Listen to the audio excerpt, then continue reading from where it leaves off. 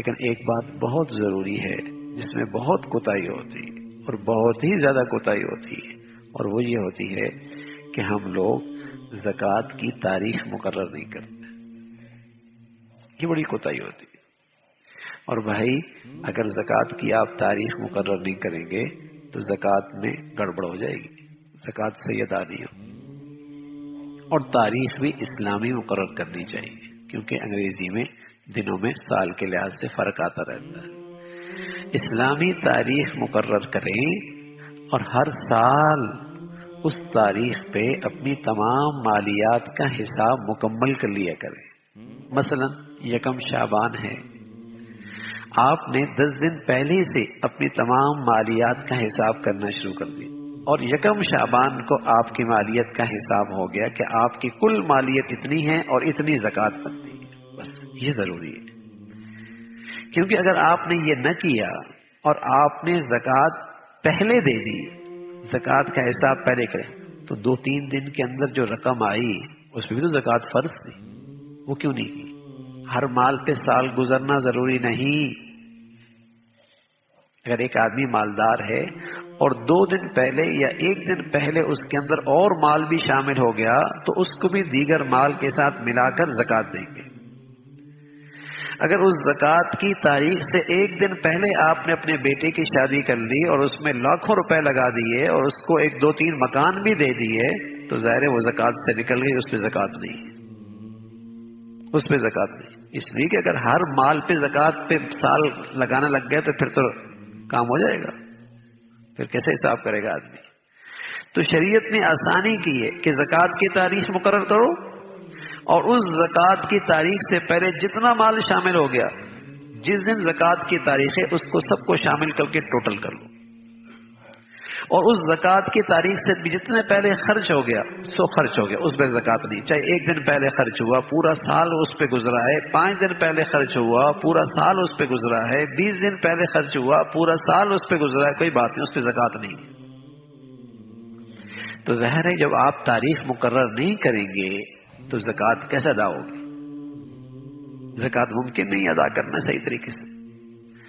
تو یہ بہت بنیاد، اور اب تک اگر تاریخ مقرر نہیں کی تو آئندہ مقرر کر لینا چاہیے کہ اس تاریخ کو میں اپنی تمام مالیات کا حساب ہر سال کروں گا۔ پھر بے شک اس کو 1 مہینے کے اندر آہستہ آہستہ اپنی ساری زکوٰۃ دے دے، 2 مہینے کے اندر دے دے، بلکہ اس سے بھی اچھی شکل یہ ہوتی ہے کہ آدمی پہلے سے زکوٰۃ دینا شروع کر دے پورے 12 مہینے، جب بڑی زکوٰۃ ہوتی ہے نا پورے سال، اور جب یکم شعبان آئے گا تو آدمی حساب کر سکتا ہے کہ میری زکوٰۃ بنتی تھی 1 کروڑ روپے اور الحمدللہ میرے تو 90 لاکھ ادا ہو گئے، وہ میں دے بھی دیے، اب پیچھے رہ گئے 10 لاکھ، وہ جلدی سے 10-15 دنوں کے اندر وہ بھی نمٹا دے، مرنے کا پتہ کوئی نہیں، میرے ذمے کیوں فرض باقی رہے بھائی، اور میں اپنے اوپر یہ وبال کیوں دے کے چلا جاؤں دنیا کے اندر سے؟ اللہ نے مال دیا تو فرض ہے، اس کا حق ہے۔ تو بہتر شکل یہ ہوتی ہے کہ آدمی پہلے سے پورا سال زکوٰۃ دیتا رہے، نہ یہ کہ سال پورا ہو گیا اور اب زکوٰۃ دینا شروع کر دی اور پورا سال بھی گزر گیا، زکوٰۃ اب بھی اس کے پاس پڑی ہوئی، یہ درست نہیں ہے۔ جب زکوٰۃ فرض ہو گئی تو جتنا جلدی ہو سکے اسے نکال دے۔ تو اگر آہستہ آہستہ نکالنا چاہتا ہے، بڑی زکوٰۃ ہے، تو اس کی پھر بہتر صورت یہ ہوتی ہے کہ ہر مہینے کے لحاظ سے، ہر 15 دن کے لحاظ سے پہلے سے نکالنا شروع کر دے، اور جب وہ تاریخ آ جائے اور اپنی کل مالیات کا حساب کر لیا اور اسے اندازہ ہو گیا کہ میری زکوٰۃ اتنی بنتی ہے اور الحمدللہ میں نے تو 1 کروڑ دے دی، اور بنتی تھی 98 لاکھ، میں نے تو زیادہ دے دی، ارے میاں زیادہ دے دی تو صدقہ ہو گیا، اور اگر آپ صدقہ نہیں دینا چاہتے تو اس کو اگلے سال سے آپ مائنس بھی کر سکتے ہیں، اگلے سال سے بھی آپ مائنس کر سکتے ہیں کہ اگلے سال آپ 2 لاکھ روپے زکوٰۃ کم دیجیے گا، یہ بھی کر سکتے ہیں۔ لیکن یہ طریقہ درست نہیں ہوتا کہ بس اوقات 1 سال اور گزر جاتا ہے اور پچھلے سال کی زکوٰۃ بھی اب تک پڑی ہوئی ہے۔ دیکھو اللہ کے نبی صلی اللہ علیہ وسلم نے فرمایا، میں قسم کھا کے کہتا ہوں جس مال میں زکوٰۃ کی رقم مل جائے وہ ہلاک ہو جائے گا۔ وہ ہلاک کا یہ کہ ضائع ہو جائے گا یا برکت ختم ہو جائے گی۔ اب وہ دونوں صورتیں ہیں کہ ایک آدمی زکوٰۃ کا مستحق نہیں اور زکوٰۃ لے رہا ہے،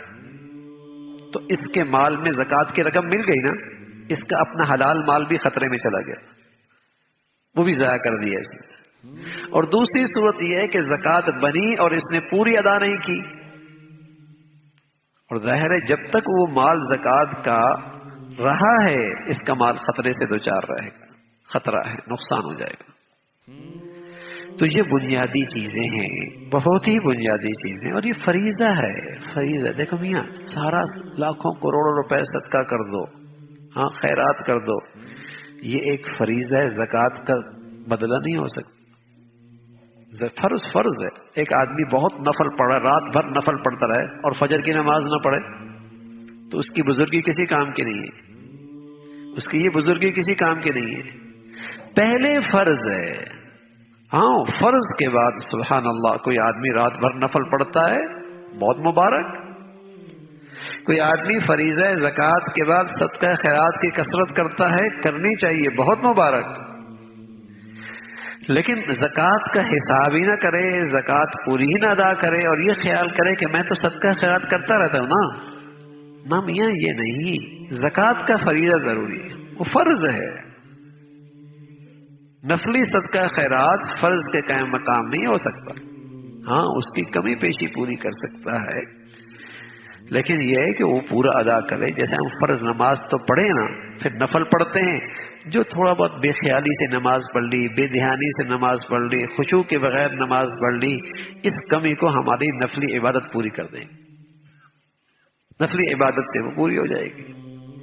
تو یہ بنیادی چیزیں ہیں زکوٰۃ کا معاملے میں، کہ وہ جن کن مالوں پر وہ فرض ہوتا ہے اور سال میں ایک بار ہوتا ہے، اور اس سال کی تاریخ بھائی مقرر کرنا، اپنی ڈائری میں آدمی لکھ لے تاکہ ہر سال اس تاریخ تک اپنی مالیات کا حساب مکمل کر لیں۔